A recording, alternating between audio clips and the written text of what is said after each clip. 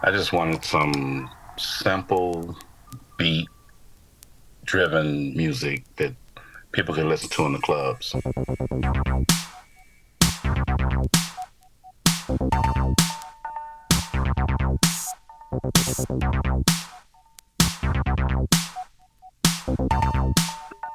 I think it's 100% me.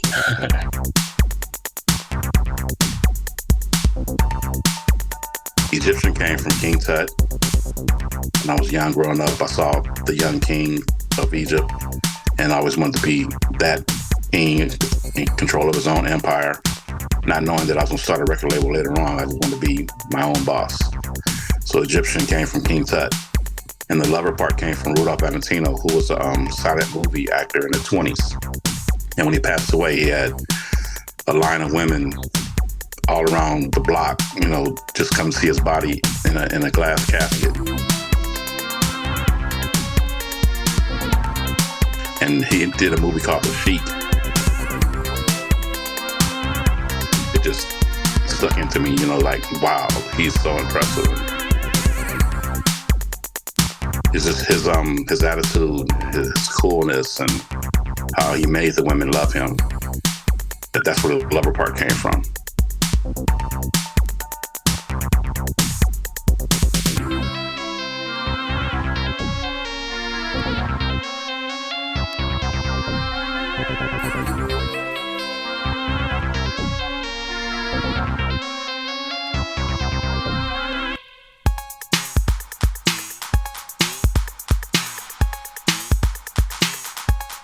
Before I go to the studio, I listen to all the old 80s tracks, especially Prince and Kraftwerk. I always listen to them before I go into the studio and just remembering some of the things from other groups like Brothers Johnson and Earth, Wind & Fire. Just hearing certain things, I would get inspired in the studio and do some things like that, but only in my own way. Prince, Michael Jackson, Rick James, and then the music comes from Kraftwerk. I like Zap, a lot of all the R&B and soul stuff like Barcades, One Way, Function, Earth, Wind & Fire, many of the 80s funk stuff. Prince was basically the lyrics. So Prince started out on the Controversy album and he did a rap. People call me rude. I wish we all were new. I wish there were no black and white. I wish there were no rules. And I kind of liked the way he was rapping. It was like a chant. And so I kind of got that style. Give me a freaky, kinky nation with a total female population. Give me a freaky, kinky nation with a total female population. So I kind of took that smooth chant style that Prince had and put it into my lyrics, and then the Kraftwerk and the Planet Rock hard beat style, and put that into my rhythm, and it came up with Egyptian Lover.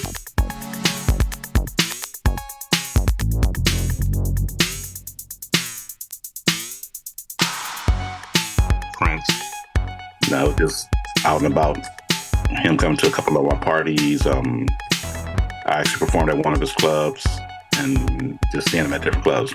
So I met him several times, never spoke one time. Only head nods and that's it.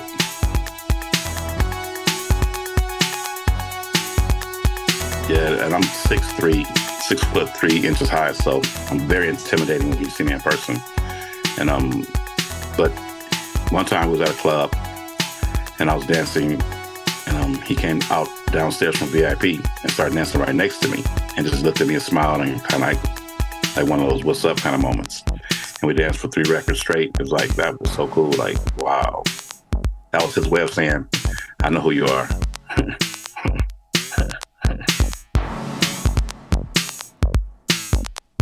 You make the best albums I ever heard in my life.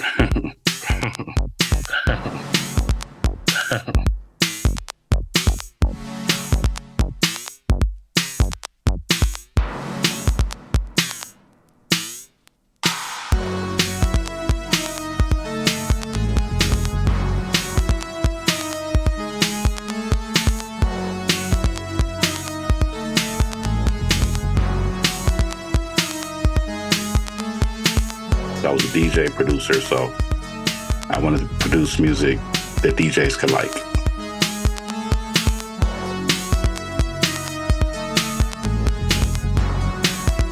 To this day, they love it.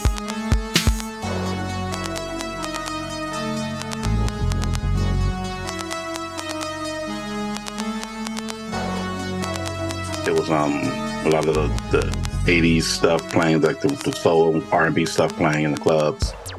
And then the hip hop came about, and then the up-tempo hip hop like Planet Rock and Clear from Cybertron and Pretty Tony out of Miami, that had its own avenue, and that was the avenue that I really liked. I love Planet Rock, and I love the Kraftwerk influence on it, and I'm like, that's what I want to do.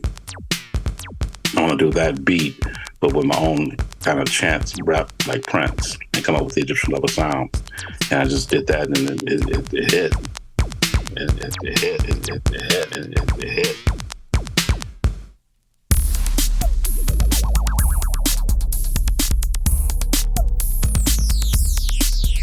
The first thing I bought was the 808, and when I first heard it, it was like a record by itself.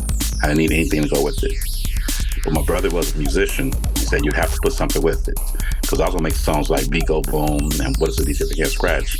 That would have been it. But he was saying that you got to put music with it. So I hired a keyboard player and I hummed him what I wanted. He played it and I was like, okay. And then I would find the sounds, like, hey, play it with this sound, and play it with that sound. And so he was like that's producing. I'm like, oh, okay.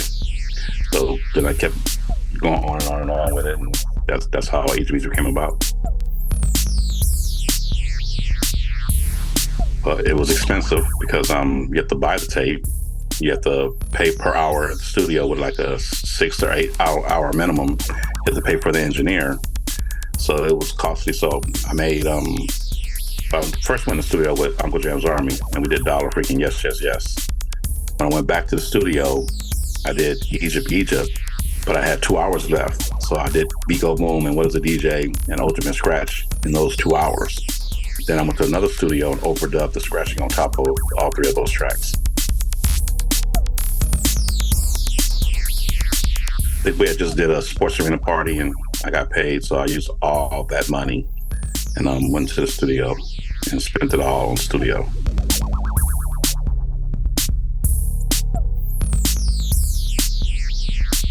Dollar Freak and Yes Yes Yes were the first 2 songs we did in the studio by ourselves.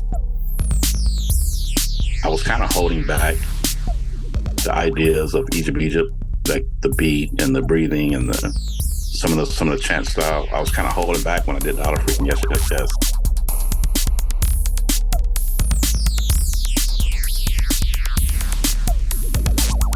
Yeah, it was just part of me being a DJ, and I was like, everybody was saying I was the best DJ in LA, so I have this ego and this cockiness about me already. So making a song, I just kind of put it into the song. Even the serial number on the record was DMSR, that came from Prince as well.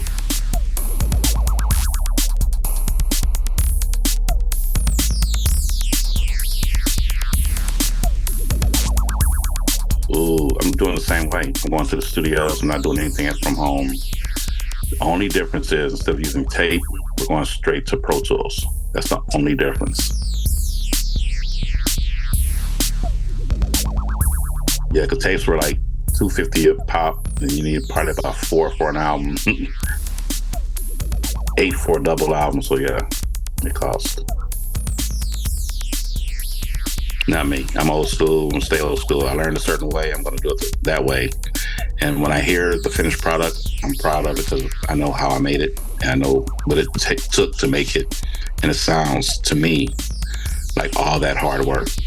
I mean, it's like a boy meets a girl, they talk to each other, they fall in love, they get married, and they have a baby. And that baby is my record. And all the other stuff, the digital stuff, is just you clone somebody. There's no process to it. You just clone somebody. There's no heart, no feeling, no nothing, no memory, no nothing. So I like doing it the old-fashioned way.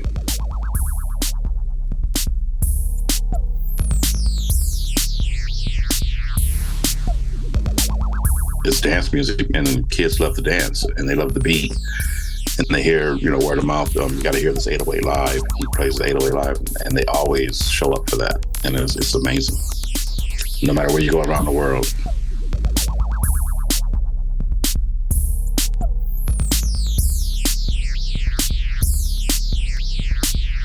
'87 is already mastered. It's going to the pressing January 1st. It'll be out probably summertime. And then the next one will be out around December. So 2 next year. Next year is my 40th anniversary. So both albums will come out next year.